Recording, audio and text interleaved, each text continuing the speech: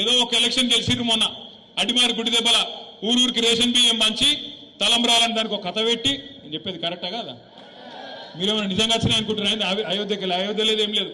అయోధ్యలోకెళ్లి అక్షింతలు రాలేదు. తెలంగాణలో ఉన్నటువంటి రేషన్ బియ్యాన్ని అక్షింతలని చెప్పి ఊరూరా బంచి ఇల్లులా బంచి భారతీయ జనతా పార్టీ అధికారంలోకి వచ్చింది అనేటువంటిది వారు చేస్తున్నటువంటి ఆరోపణ. రాముల వారి అక్షింతల మీద కనీస అవగాహన లేకుండా అవి తలంబ్రాలో తెలియదు, అక్షింతలో తెలియదు కేటీఆర్ గారి. అయోధ్యలో ఉన్నటువంటిది బాలరాముడి గుడా తెలియదు, లేకపోతే సీతారాముడి గుడా తెలియదు కేటీఆర్ గారి. అక్కడికి వెళ్లి అక్షింతలు వస్తే వాటిని తలంబ్రాలని చెప్పి మాట్లాడుకుంటా ఇక్కడ ఉన్నటువంటి కంట్రోల్ బియ్యాన్నే అక్కడి నుంచి వచ్చినటువంటి అక్షింతలుగా పంచినారు అని చెప్పి హేళన చేస్తూ హిందూ సమాజాన్ని, హిందువుల మనోభావాలను దెబ్బతీసేటటువంటి విధంగా మాట్లాడినటువంటి కేటీఆర్ గారు ఇవాళ హిందూ సమాజానికి క్షమాపణ చెప్పాలి. వీళ్లకు రంజాన్ యాదికొస్తే ముస్లింలను శాంతి పరచాలి కాబట్టి అప్పుడు హిందూ దేవుళ్లను కించపరచాలనేటువంటి ఒక ఆలోచన మదిల మెదులుతుంది. ఎప్పుడు రంజాన్ వచ్చినా అప్పుడు కేసీఆర్ గారో లేకపోతే కేటీఆర్ గారో లేకపోతే కాంగ్రెస్ పార్టీ నాయకులు హిందుత్వం మీద భారతీయ జనతా పార్టీ మీద పడతారు. లేకపోతే ఎన్నికలు వచ్చినప్పుడు ముస్లింల ఓటు బ్యాంకు గంపగుత్తగా వాళ్లకు పడాలి కాబట్టి హిందూ దేవుళ్లను కించపరిచి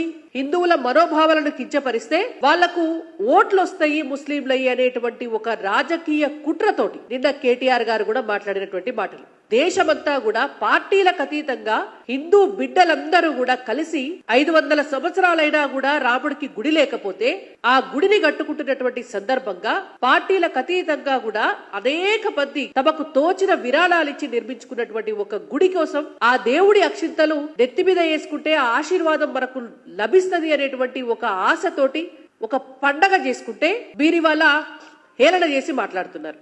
ఒక్క భారతీయ జనతా పార్టీ కార్యకర్తలే పంచినారా అక్షింతలు? బీఆర్ఎస్ పార్టీ కార్యకర్తలు కూడా పంచినారు, కాంగ్రెస్ పార్టీ కార్యకర్తలు కూడా పంచినారు. దాన్ని మీరు రాజకీయాల కట్టగట్టి మాట్లాడుతున్నారు అంటే కేవలం రంజాన్ పండుగ వస్తుంది కాబట్టి ముస్లింల వాళ్ళందరినీ కూడా శాంతి పరచాలనేటువంటి ఉద్దేశంతో మీరు చేసినటువంటి వ్యాఖ్యలుగా మేము భావిస్తూ ఖచ్చితంగా మీరు హిందూ సమాజానికి క్షమాపణ చెప్పాలని భారతీయ జనతా పార్టీగా డిమాండ్ చేస్తున్నాం. ఇంకో మాట కూడా అన్నారు, ఊరూరా అక్షింతలు వచ్చి మేము ఎంపీ ఎన్నికల్లో 8 సీట్లు గెలిచినాము అని. మరి నిన్న మొన్న జరిగినటువంటి పట్టభద్రుల ఎమ్మెల్సీ ఎట్లా గెలిచినాం, టీచర్స్ ఎమ్మెల్సీ ఎట్లా గెలిచినాం? ఇవాళ మీ పార్టీకి కనీసం పోటీ చేసే ముఖం లేదు ఎన్నికలల్లా. దాన్ని బట్టి అర్థమైతుంది భారతీయ జనతా పార్టీ ఎక్కడున్నది, బీఆర్ఎస్ పార్టీ ఎక్కడున్నది అని.